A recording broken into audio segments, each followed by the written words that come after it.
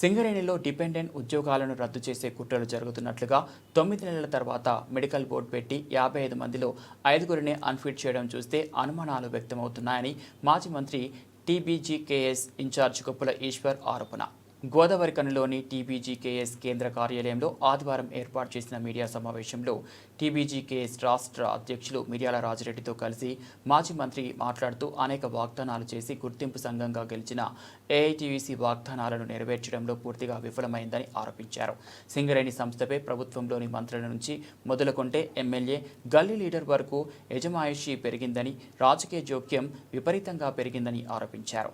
గతంలోని ప్రభుత్వాలు పోగొట్టిన డిపెండెంట్ ఉద్యోగాలను ఎన్ని ఇబ్బందులు ఎదురైనా తెలంగాణ రాష్ట్రం వచ్చిన తర్వాత ముఖ్యమంత్రి కేసీఆర్ తిరిగి ఇప్పించడం జరిగిందని వెల్లడించారు.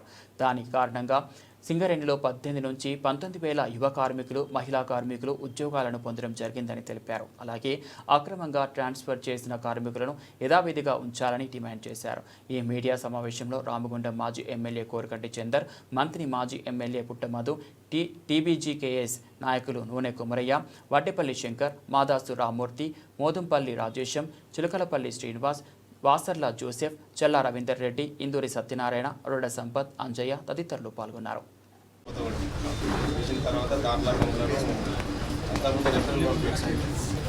డిసెంబర్ 11 తారీఖు నాడు పోతే హైదరాబాద్ పంపించి ఆ బుక్స్ రిపోర్ట్లన్నీ తీసుకొచ్చి మళ్ళీ మైండ్లో చెప్తే ఆ రిపోర్ట్స్ అన్నీ మళ్ళీ అక్కడికి పంపించడం జరిగింది. కొత్తగూడెం హాస్పిటల్ పంపించిన తర్వాత మళ్ళీ మమ్మల్ని తర్వాత బోర్డు జనవరిలో 1 అయింది, ఫిబ్రవరిలో బోర్డు పెట్టలేదు, మార్చిలో బోర్డు పెట్టలేదు. ఆ బోర్డులలో మమ్మల్ని పిలవలేదు.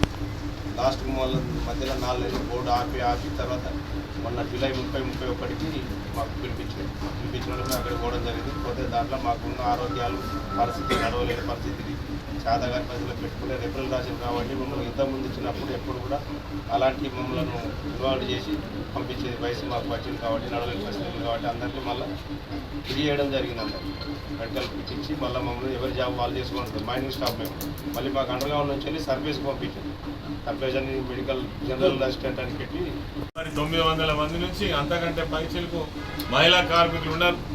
మేము ఒకటే సలహా కూడా చెప్పదలుచుకున్నాం, రేపు మళ్ళీ కలిసినప్పుడు కూడా చెప్పదలుచుకున్నాం. అనేక మంది ప్రైవేట్ సెక్యూరిటీ వాళ్ళు వచ్చి పనిచేస్తూ ఉంటారు. ఈ మహిళలను ఎక్కడ పెట్టాలి?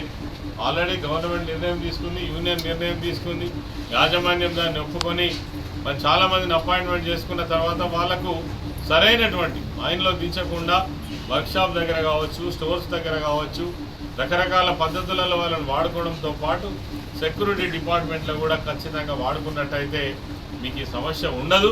కాబట్టి కారణాలు ఎప్పుడు కాదు, ఖచ్చితంగా వాళ్ళను సూటబుల్ ప్లేస్లలో ఉంచేటువంటి ప్రయత్నం చేయాలని కూడా కోరుతా ఉన్నాం. నిన్నగాక మొన్ననే మేము మొత్తం యూనియన్ నాయకత్వం అంతా కూడా కొన్ని విషయాలపైన ఎండి గారిని కలవడం జరిగింది. మరి వాటి మీద తక్షణమే చర్యలు తీసుకుంటామని కూడా సిఎండి గారు మాకు మాట ఇచ్చిన దాని ప్రకారం ఆ మాట నిలబెట్టుకోవాలని కూడా కోరుతా ఉన్నాం. ఎవరైతే అకారణంగా అంటే ఈ జనరల్ ట్రాన్స్ఫర్స్ మీద ఆ పేరిట ట్రాన్స్ఫర్ అడ్మినిస్ట్రేటివ్ ట్రాన్స్ఫర్ పేరిట చేసినటువంటి ట్రాన్స్ఫర్స్ ఏవైతే ఉన్నాయో ఇవి నిజంగా కూడా ఏదో ఒత్తిడికి చేసినట్టుగా కనబడతా ఉంది. ఇలా మాదాసు రామ్మూర్తి గారు ఎండోర్మెంట్గా పనిచేస్తున్నారు. ఆయనకు 12 నెలలు మాత్రమే సర్వీస్ ఉన్నది. 12 నెలల తర్వాత దిగిపోతాడు. ఆయనను ఎక్కడికో మనుగూరికి పంపిస్తే, అదేవిధంగా బాలసాని కొమరయ్య గారికి 7 నెలల సర్వీస్ ఉంది. ఆయనను ఎందుకు ట్రాన్స్ఫర్ చేసిండ్రో మరి అర్థం లేదు. అదేవిధంగా ఇంకో మిత్రుడు జావేద్ పాషా ఈపీ ఆపరేటర్, ఆయనను కూడా ట్రాన్స్ఫర్ చేయడం జరిగింది. ఇవన్నీ కూడా రాజకీయ కుట్రతో చేసినటువంటి ట్రాన్స్ఫర్స్గా మాత్రమే భావించవలసి వస్తుంది. మేము ఎండి గారికి క్లియర్గా చెప్పినాం. మరి వీటికి రేపే చివరి డేట్ కూడా ఉన్నది. రేపు పోయి వాళ్ళు వర్కర్స్ ఎవరైతే ఉన్నారో ట్రాన్స్ఫర్ చేసిన దగ్గర జాయిన్ కావాల్సి ఉన్నది. తక్షణమే ఆదేశాలు ఇచ్చి వాటిని ఆపాల్సిందిగా మేము డిమాండ్ చేస్తూ ఉన్నాం. మరి ఇవి కనుక ఆపకపోయినట్టయితే మేము చెప్పినటువంటి డిపెండెంట్ ఎంప్లాయ్మెంట్ సంబంధించినటువంటి మరి ఈ విషయాలలో కూడా చర్యలు తీసుకున్నట్టయితే యూనియన్ పరంగా గతంలో వేరు సంగతి, ఇప్పుడు మాత్రం తప్పకుండా మరి యాజమాన్యానికి వ్యతిరేకంగా అనేక రకాల చర్యలు కూడా తీసుకోవడం జరుగుతుంది. ఇంకా ఎటువంటి సందేహం లేదు. అదేవిధంగా ఈ మధ్య కాలం నిన్ననే మందమరి KK5 మైన్లో మరి శ్రావణ్ అనేటువంటి ఒక యువ కార్మికుడు చనిపోవడం జరిగింది. వాస్తవంగా అక్కడ తెలుస్తున్నటువంటి విషయాలు ఏంటంటే ఆయన ఆపరేటర్గా పనిచేస్తూ ఉన్నాడు.